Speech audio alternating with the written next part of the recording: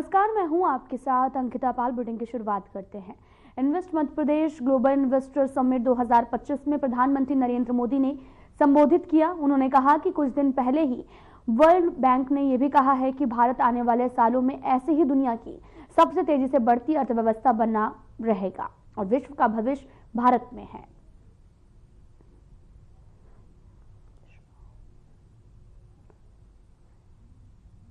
आपको बता दें कि Madhya Pradesh global investment summit 2025 का आयोजन किया गया और इस दौरान प्रधानमंत्री नरेंद्र मोदी ने लोगों को संबोधित भी किया है, जहां उन्होंने कहा कि विश्व का भविष्य जो है वो भारत में है। और इस दौरान उन्होंने कई मुद्दों पर बात भी की है। दरअसल इन्वेस्टर समिट का आयोजन भी किया गया था और समिट में प्रधानमंत्री नरेंद्र मोदी ने शिरकत की और इस दौरान अपने वक्तव्य भी रखे हैं।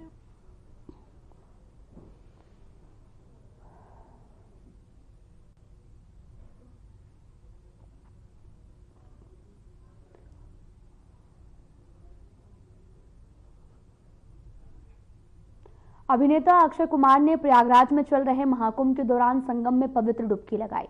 मीडिया से बातचीत के दौरान अक्षय कुमार ने कहा कि यहां पर आकर बहुत ही अच्छा लगा है, यहां पर बहुत ही अच्छी व्यवस्था है।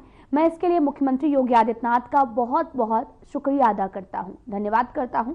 इस कुंभ में सभी बड़े बड़े लोग आ रहे हैं, तो इंतजाम किया गया है वो बहुत ही अच्छा है। मैं सारे कर्मचारियों और पुलिस का धन्यवाद करता हूं।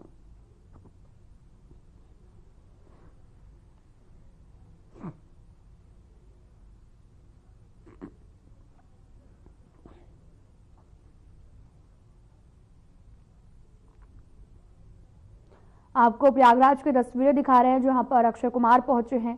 त्रिवेणी संगम में आस्था की डुबकी लगाई और साथ ही उन्होंने सीएम योगी आदित्यनाथ का धन्यवाद किया, आभार जताया। उन्होंने कहा कि जो इंतजाम किए गए हैं वो काफी अच्छे इंतजाम हैं और उन्होंने पावन डुबकी लगाई है।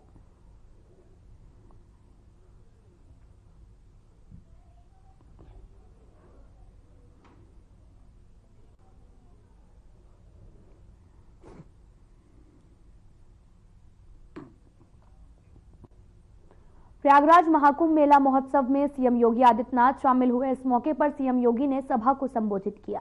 क्या कुछ कहा, आपको सुनाते हैं। सनातन धर्म के अभिवृद्धि में, उसके जन जागरण में सदैव अग्रणी रही है। उनका चिंतन और उनका पूरे देश के अंदर व्यापक प्रभाव सनातन धर्म को एक मजबूती प्रदान की है। जब भी सनातन धर्म के सामने कोई संकट आया है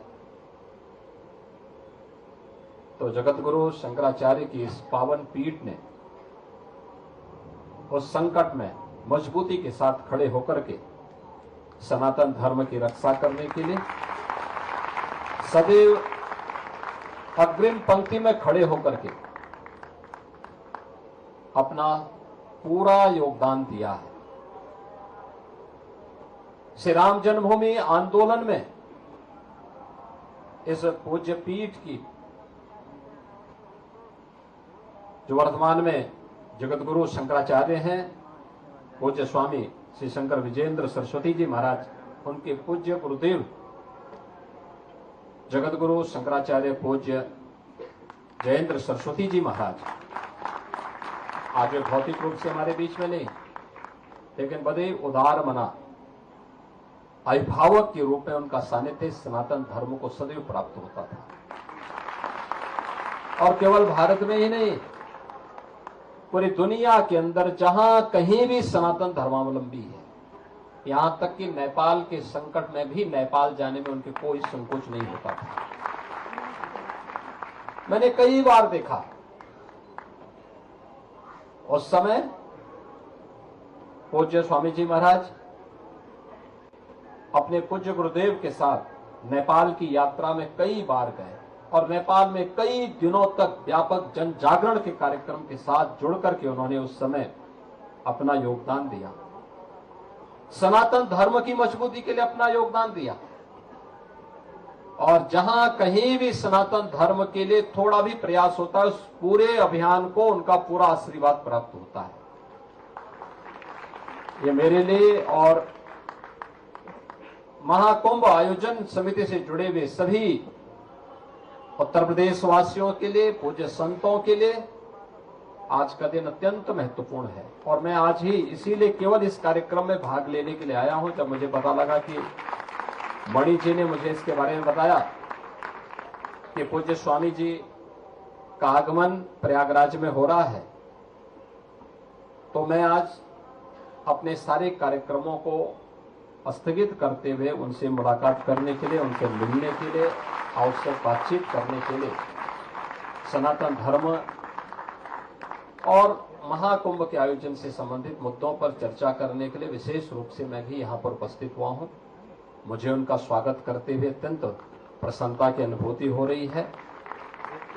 उन्होंने बड़ी कृपा पूर्वक इस आयोजन में भागीदार बने। आते ही संगम में जाकर के सबसे पहले आस्था की पवित्र डुबकी लगा करके मां गंगा का पूजन करते हुए, राष्ट्र कल्याण के लिए यज्ञ का आयोजन करते हुए और अब यहाँ पे अपने आशीर्वाद प्रदान करने के लिए वे हमारे बीच में उपस्थित हुए हैं। मैं उनका हृदय से अभिनंदन करता हूं, स्वागत करता हूं।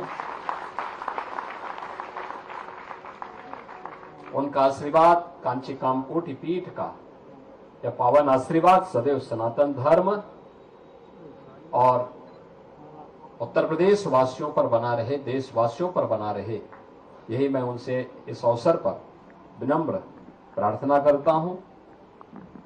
इस अवसर पर श्री शंकरपुर पीठाधीश्वर जगतगुरु पूज्य स्वामी विद्याविनोद श्री कृष्णानंद तीर्थ महास्वामी जी महाराज का भी यहां पर आगमन हुआ है। पूज्य स्वामी जी का यहां पर आगमन हम सबको अत्यंत आनंदित कर रहा है। इस सनातन धर्म से जुड़ी हुई वे पीठ है जिन्होंने सम और विषम दोनों परिस्थितियों की परवाह किए बगैर सनातन धर्म के लिए मजबूती के साथ खड़े होकर के उन मूल्यों और आदर्शों की रक्षा के लिए अपने आप को समर्पित किया है, जिनकी आधारशिला पर सनातन धर्म का सुदृढ़ भवन बना हुआ है। और ये हम सबके लिए गौरव का विषय है। महाकुंभ प्रयागराज में आज 62 करोड़ श्रद्धालु संगम के इस पावन त्रिवेणी में आस्था की पावन डुबकी लगाने वाले हैं। यानी आज ये संख्या 62 करोड़ पार होने वाली है। अब अनुमान करिए कि दुनिया के अंदर कौन सा ऐसा मत मजहब संप्रदाय है जहां एक निश्चित समय सीमा के अंदर इतने बड़ी पैमाने पर श्रद्धालुजन आकर के अपनी आस्था को व्यक्त कर रहे हैं। और ये सनातन धर्म के अनुयायियों की ओर से अपने पूज्य संतों, भारत की ऋषि परंपरा के प्रति, अपनी देव परंपरा के प्रति, अपने पर्व और त्योहारों के प्रति कृतज्ञता ज्ञापित करने का यही एक माध्यम बना है।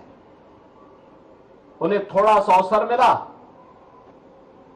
तो हर सनातन धर्मावलंबी प्रयागराज में आकर के अपनी आस्था को व्यक्त कर रहा है। बहनों और भाइयों, अगर हम भारत की बात करते हैं तो पूरे देश के अंदर या पूरी दुनिया के अंदर 120 करोड़ सनातन धर्मावलंबी है। 120 सनातन धर्मावलंबी का मतलब आधा सनातन धर्मावलंबी तो यहां पे आस्था की पवित्र डुबकी लगा चुका है। उससे ज्यादा लोगों ने डुबकी लगा दिया है और आधे से अधिक लोगों ने डुबकी लगाया। यानी एक परिवार में अगर 4 से 5 सदस्य माने तो एक परिवार के कम से कम 2 से 3 सदस्यों ने आस्था की पवित्र डुबकी में भागीदार बन लिया। यानी हर परिवार इस आयोजन में भागीदार बन रहा है और आज इन पूज्य संतों का आशीर्वाद इस आयोजन को प्राप्त हो रहा है।